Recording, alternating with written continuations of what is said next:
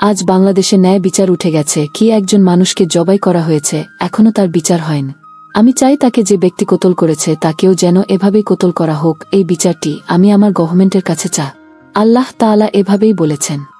আপনার প্রশ্নটি ইসলামে ন্যায় বিচার এবং দণ্ডবিধি সম্পর্কিত একটি গুরুত্বপূর্ণ বিষয় তুলে ধরে। এই বিষয়ে আল্লাহ তাআলার আদেশ, ইসলামের বিচার ব্যবস্থা এবং ন্যায় বিচারের মূলনীতি নিয়ে একটি বিস্তারিত আলোচনা দেওয়া হল। ইসলামে ন্যায় বিচার এবং প্রতিশোধের বিধান। ইসলাম শান্তি, ন্যায় বিচার এবং মানবিক মর্যাদার ধর্ম। তবে এটি অপরাধ এবং অন্যায়ের জন্য সুনির্দিষ্ট শাস্তি এবং প্রতিশোধের ব্যবস্থাও প্রদান করে, যা ন্যায় বিচার প্রতিষ্ঠা করে। কোরআন এবং হাদিসে আল্লাহ তাআলা অপরাধীদের জন্য কঠোর শাস্তি নির্ধারণ করেছেন, বিশেষ করে হত্যার ক্ষেত্রে। ১. কোরআনের নির্দেশ কিসাস, প্রতিশোধমূলক ন্যায় বিচার। কিসাস শব্দের অর্থ হল প্রতিশোধমূলক ন্যায় বিচার। আল্লাহ তাআলা পবিত্র কোরআনে বলেছেন, হে ঈমানদারগণ, তোমাদের জন্য হত্যা সম্পর্কে কিসাসের বিধান দেওয়া হয়েছে। সূরা আল বাকারা ১৭৮। এই আয়াতের মাধ্যমে স্পষ্টভাবে বোঝা যায় যে ইসলামে হত্যার শাস্তি হল কিসাস, অর্থাৎ যে ব্যক্তি কাউকে অন্যায়ভাবে হত্যা করেছে তাকে শাস্তি হিসেবে মৃত্যুদণ্ড দেওয়া যেতে পারে। এটি শুধুমাত্র ন্যায় বিচার প্রতিষ্ঠা নয়, বরং সমাজে অপরাধ প্রতিরোধের একটি উপায়। তবে একই সাথে আল্লাহ তাআলা বলেছেন, কিন্তু যদি কোনো পক্ষ মাফ করে দেয় তবে তা তার জন্য প্রায়শ্চিত্ত স্বরূপ হবে, আর প্রতিশোধ গ্রহণের সময় সীমা লঙ্ঘন করো না। সূরা আল বাকারা ১৭৮। ২. ন্যায় বিচারের মূলনীতি, কঠোরতা এবং করুণা। ইসলাম ন্যায় বিচারের সঙ্গে করুণারও উপদেশ দিয়েছে। যদিও কিসাস ন্যায় বিচার প্রতিষ্ঠার জন্য একটি বাধ্যতামূলক ব্যবস্থা, তবে ক্ষমা ও পুনর্মিলনের গুরুত্বও অপরিসীম। এক্ষেত্রে ইসলাম একটি ভারসাম্যপূর্ণ পন্থা গ্রহণ করে, যা অপরাধ দমন করে এবং সমাজে শান্তি ও স্থিতিশীলতা প্রতিষ্ঠা করে। ৩. হত্যার শাস্তি, ইসলামী দৃষ্টিভঙ্গি। যখন কোনো ব্যক্তি ইচ্ছাকৃতভাবে অন্যকে হত্যা করে, তখন ইসলামে তার জন্য ৩টি সম্ভাব্য শাস্তি নির্ধারিত হয়েছে। ১. কিসাস, প্রতিশোধমূলক শাস্তি, অপরাধীকে একইভাবে মৃত্যুদণ্ড দেওয়া।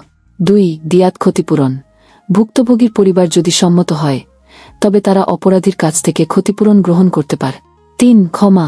ভুক্তভোগীর পরিবার যদি অপরাধীকে ক্ষমা করে তবে তা আল্লাহর কাছে পুণ্যের কাজ হিসেবে গণ্য হবে।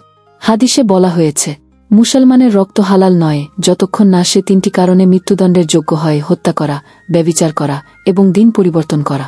সহিহ বুখারী ৬৮৭৮। ৪. ন্যায় বিচারের লক্ষ্য। ইসলামে শাস্তির উদ্দেশ্য শুধুমাত্র প্রতিশোধ নেওয়া নয়, বরং ন্যায় বিচার প্রতিষ্ঠা, অপরাধ প্রতিরোধ এবং সমাজে শান্তি ও নিরাপত্তা নিশ্চিত করা। কোরআনে বলা হয়েছে, আর তোমাদের জন্য কিসাসে জীবন রয়েছে, হে বুদ্ধিমানগণ, যাতে তোমরা সতর্ক হতে পার। সূরা আল বাকারা ১৭৯।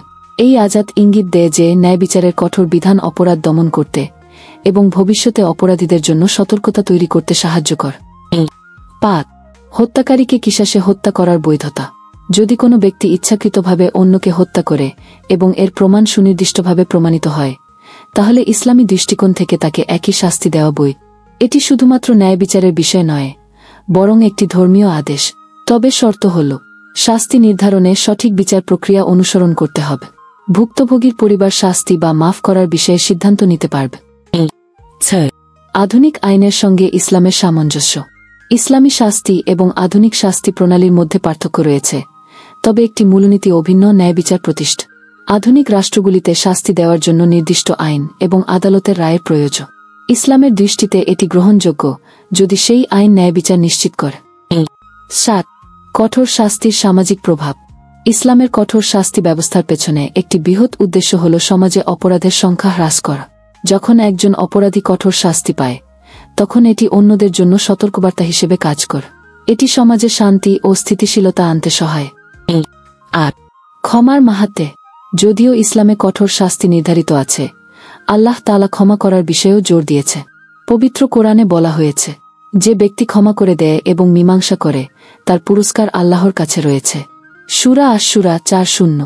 ক্ষমা হল এমন একটি গুণ যা ব্যক্তি, পরিবার এবং সমাজের মধ্যে শান্তি প্রতিষ্ঠা করে। উপসংহার: ইসলামে ন্যায় বিচার এবং শান্তি প্রতিষ্ঠার জন্য কঠোর শাস্তি নির্ধারিত হয়েছে। হত্যার শাস্তি কিসাস সমাজে ন্যায় বিচার নিশ্চিত করে এবং অপরাধ প্রতিরোধে কার্যকর ভূমিকা রাখে। তবে ইসলাম আমাদের ক্ষমা এবং সহমর্মিতার গুরুত্ব স্মরণ করিয়ে দেয়।